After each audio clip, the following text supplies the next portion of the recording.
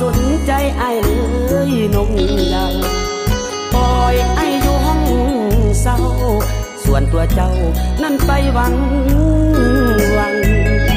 ตึกใหญ่คาดดีหนุ่มเศรษฐีดีกี่หลายกว่าเจ้าจึงหวงตัวเลยลืมตัวเปลี่ยนหา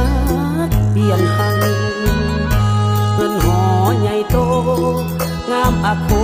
เศรษฐีเงินขังลืมคนฮักเก่าหลัง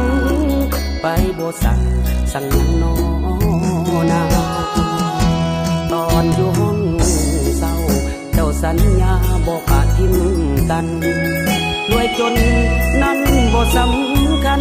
มีอ้ายเท่านั้นที่เดินห่วงพาแต่บ่ทันถึงปีน้องคนดีนี่นาลา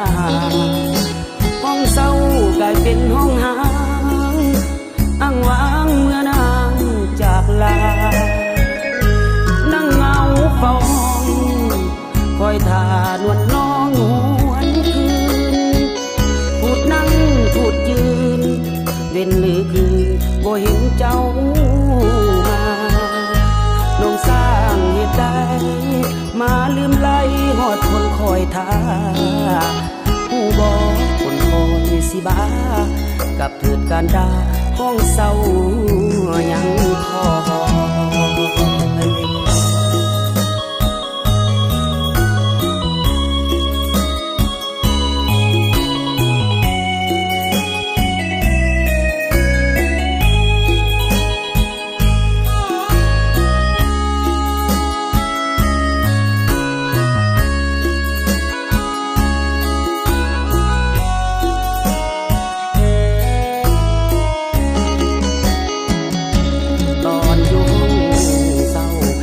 สัญญาบอกปะทิม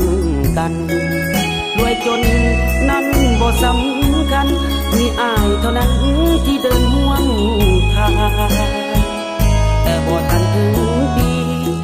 น้องคนดีนี่นาลา